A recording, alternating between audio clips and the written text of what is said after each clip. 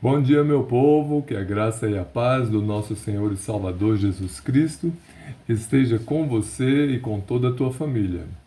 Vamos hoje meditar em mais um livro bíblico, mais um capítulo do livro de Atos dos Apóstolos, que diz assim: E estando eles falando ao povo, sobrevieram os sacerdotes e o capitão do templo e os saduceus, doendo-se muito de que ensinassem o povo e anunciassem em Jesus a ressurreição dentre os mortos. E lançaram mão deles e os encerraram na prisão até ao dia seguinte, pois já era tarde. Muitos, porém, dos que ouviram a palavra creram, e chegou o número desses homens a quase 5.000. E aconteceu no dia seguinte reunirem-se em Jerusalém os seus principais, os anciãos, os escribas, e Anás, o sumo sacerdote, e Caifás, e João, e Alexandre, e todos quantos havia da linhagem do sumo sacerdote.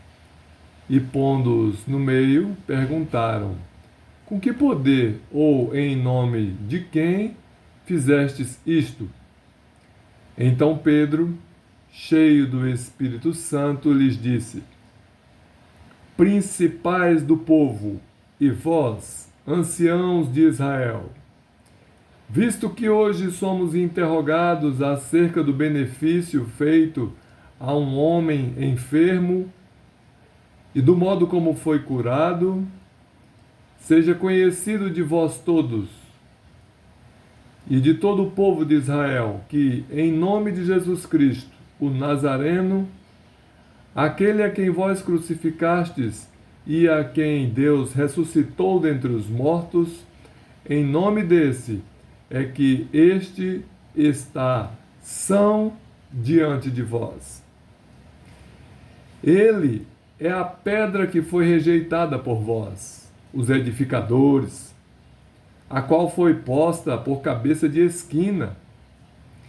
E em nenhum outro há salvação, porque também debaixo do céu nenhum outro nome há dado entre os homens pelo qual devamos ser salvos.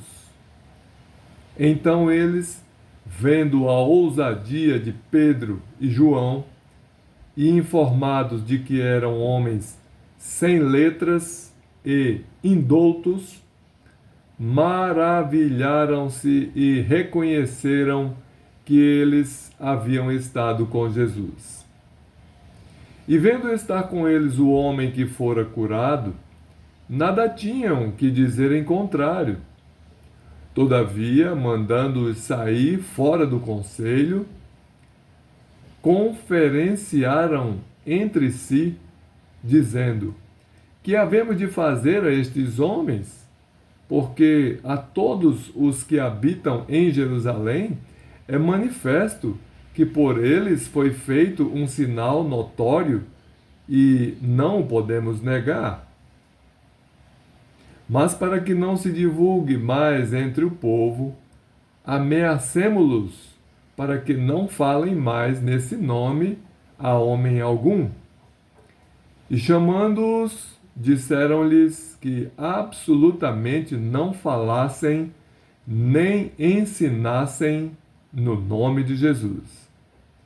Respondendo, porém, Pedro e João, lhes disseram: Julgai vós se é justo diante de Deus ouvir-vos antes a vós do que a Deus. Porque não podemos deixar de falar do que temos visto e ouvido. Mas eles ainda os ameaçaram mais e, não achando motivo para os castigar, deixaram-nos ir por causa do povo, porque todos glorificavam a Deus pelo que acontecera. Pois tinha mais de 40 anos o homem em quem se operara aquele milagre de saúde. E soltos eles, foram para os seus e contaram tudo o que lhes disseram os principais dos sacerdotes e dos anciãos. E ouvindo eles isto, unânimes, levantaram a voz a Deus e disseram: Senhor, tu és o Deus que fizeste o céu e a terra, e o mar e tudo o que neles há. Que disseste pela boca de Davi, teu servo: Porque bramaram os gentios e os povos pensaram coisas vãs? Levantaram-se os reis da terra e os príncipes se ajuntaram a uma contra o Senhor e contra o seu ungido. Porque verdadeiramente contra o teu santo Filho Jesus, que tu ungiste, se ajuntaram não só Herodes, mas Pôncio Pilatos, com os gentios e os povos de Israel, para fazerem tudo o que a tua mão e o teu conselho tinham anteriormente determinado que se havia de fazer. Agora, pois, ó Senhor, olha para as suas ameaças e concede aos teus servos que falem com toda a ousadia a tua palavra. Enquanto estendes a tua mão para curar e para que se façam sinais e prodígios pelo nome de teu santo Filho Jesus. E tendo orado, moveu-se o lugar em que estavam reunidos, e todos foram cheios do Espírito Santo e anunciavam com ousadia a palavra de Deus. E era o coração e a alma da multidão dos que criam.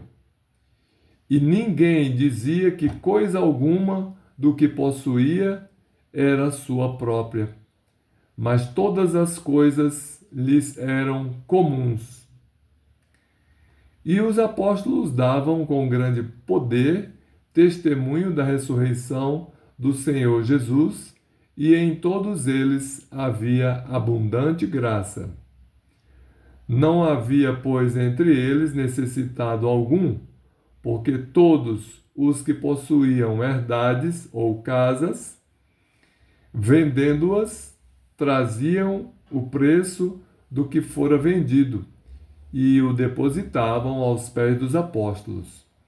E repartia-se cada um segundo a necessidade que cada um tinha. Então José, cognominado pelos apóstolos Barnabé, que traduzido é filho da consolação, levita natural de Chipre, possuindo uma herdade, ou seja, um bem que ele herdou, vendeu-a e trouxe o preço e o depositou aos pés dos apóstolos. Glória a Deus, não é? Por esse exemplo que esses irmãos deram para nós na igreja primitiva. Eles possuíam, assim, mais de uma casa, uma herança que receberam de seus pais, e aí vendiam aquela herança, aquela herdade que eles chamavam, e entregavam o dinheiro, o preço de todo aquele negócio, né? Depositavam aos pés dos apóstolos, para que os apóstolos repartissem aquele dinheiro, como foi dito aqui no versículo 34, que não havia necessitado algum entre eles, porque todos os que possuíam herdades ou casas, vendendo-as, traziam o preço do que fora vendido e depositavam aos pés dos apóstolos, que repartia a cada um segundo a necessidade que cada um tinha. Então eram supridas as necessidades individuais de cada um, né? Com alimentos, com roupas, com o que fosse. Não havia necessidade alguma entre eles. Glória a Deus, que nós, na medida do possível, possamos fazer assim também, não é? Porque não devemos ser apegados aos bens que temos neste mundo, porque nós não somos deste mundo, né? Não somos daqui, nós somos do céu e para lá nós voltaremos quando Jesus vier buscar os seus, os escolhidos. Amém?